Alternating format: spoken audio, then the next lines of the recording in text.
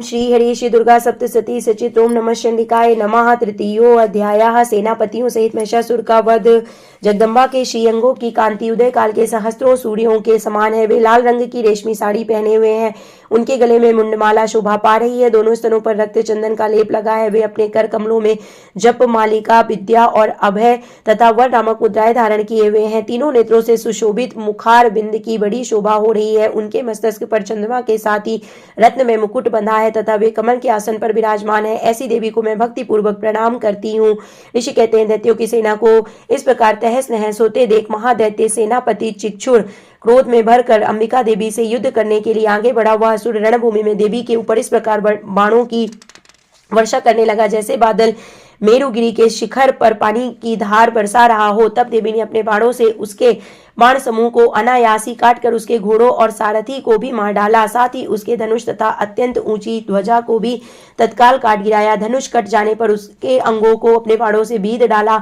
धनुष रथ घोड़े और सारथी के नष्ट हो जाने पर वह असुर ढाल और तलवार लेकर देवी की ओर दौड़ा। उसने तीखी धार वाली तलवार से सिंह के मस्तक पर चोट करके देवी की भी बाई भुजा में बड़े वेग से प्रहार किया।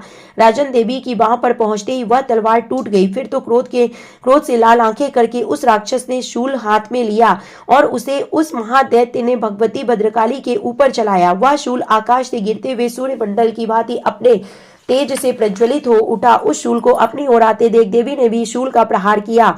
उससे राक्षस के शूल के सैकड़ों टुकड़े हो गए। साथ ही महादैत्य चिक्षुर की भी धज्जियां उड़ गईं। वह प्राणों से हाथ धो बैठा। महिषासुर के सेनापति उस महापराक्रमी चिक्षुर के मर जाने पर देवताओं को पीड़ा देने वाला चामर हाथी पर चढ़कर आया। उसने भी देवी के ऊपर शक्ति का प्रहार किया, किंतु जगदम्बा उसे अपने हुंकार की आहत एवं निष्प्रभ करके तत्काल पृथ्वी पर गिरा दिया। शक्ति टूटकर गिरी हुई देख चामर को बड़ा क्रोध हुआ। अब उसने शूल चलाया, किंतु देवी ने उसे भी अपने बाणों द्वारा काट डाला। इतने में ही देवी का सिंह उछलकर हाथी के मस्तक पर चढ़ बैठा और उस दैत्य के साथ खूब जोर कर महायुद्ध करने लगा। वे दोनों लड़ते लड़ते हाथी से पृथ्वी पर आ गए और अत्यंत क्रोध में भरकर एक दूसरे पर बड़े भयंकर प्रहार करते हुए लड़ने लगे। तदंतर सिंह बड़े वेग की आकाश की ओर उछला और उधर से गिरते समय उसने पंजों की मार से चामर का सिर धड़ से अलग कर दिया। इसी प्रकार उदग्र भी शिला और वृक्ष आदि की मार खाकर रणभूमि में देवी के हाथ से मारा गया तथा कराल भी दांतों, मुक्कों और थप्पड़ों की चोट से धराशायी हो गया। क्रोध में भरी हुई देवी ने गदा की चोट से उद्धत का कचूमर निकाल डाला। भिद्धिपाल से वास्कल को तथा बाणों से ताम्र और अंधक को मौत के घाट उतार दिया। 3 नेत्रों वाली परमेश्वरी ने त्रिशूल से उग्राश, उग्रवीर तथा महाहनु नामक दैत्य को मार डाला। तलवार की चोट से बिडाल के मस्तक को धड़ से काट गिराया। दुर्धर और दुर्मुख दोनों को भी अपने बाणों से यमलोक भेज दिया। इस प्रकार अपनी सेना का संहार होता देख महिषासुर ने भैंसे का रूप धारण करके देवी के गणों को त्रास देना आरंभ किया।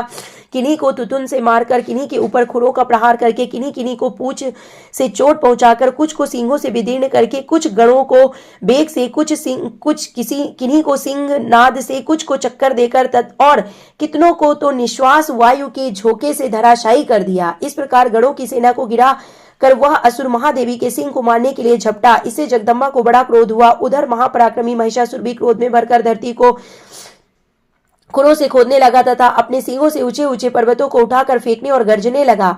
उसके बेग से चक्कर देने के कारण पृथ्वी क्षुब्ध होकर फटने लगी। उसकी पूंछ से टकराकर समुद्र सब ओर से धरती को डुबोने लगा।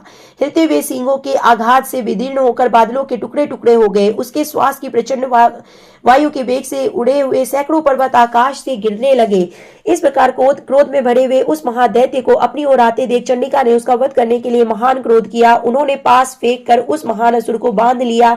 उस महासंग्राम में बध जाने पर उसने भैंसे का रूप त्याग दिया और तत्काल सिंह के रूप में वह प्रकट हो गया। उस अवस्था में जगदम्बा ज्यों ही उसका मस्तक काटने के लिए उद्यत हुई, त्यों ही वह खड्गधारी पुरुष के रूप में दिखाई देने लगा। तब देवी ने तुरंत ही बाणों की वर्षा करके ढाल और तलवार के साथ उस पुरुष को भी भीद डाला। इतने में ही वह महान गजराज के रूप में परिणित हो गया तथा अपनी सूंड से देवी के विशाल सिंह को खींचने और गर्जने लगा। खींचते समय देवी ने तलवार से उसकी सूंड काट डाली। तब उस महादैत्य ने पुनः भैंसे का शरीर धारण कर लिया और पहले की भांति चराचर प्राणियों सहित तीनों लोगों को व्याकुल करने लगा। तब क्रोध में भरी हुई जगन्माता चंडिका का बार बार उत्तम मधु का पान करने और लाल आंखें करके हंसने लगी।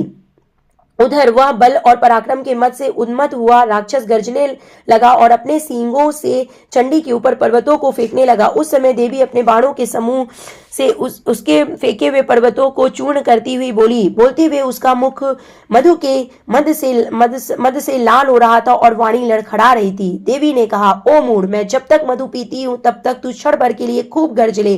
मेरे हाथ से यही तेरी मृत्यु हो जाने पर अब शीघ्र ही देवता भी गर्जना करेंगे। ऋषि कहते हैं, यो कहकर देवी उछली और उस महादैत्य के ऊपर चढ़ गई। फिर उसने पैर से उसे दबाकर उन्होंने शूल से उसके कंठ में आघात किया।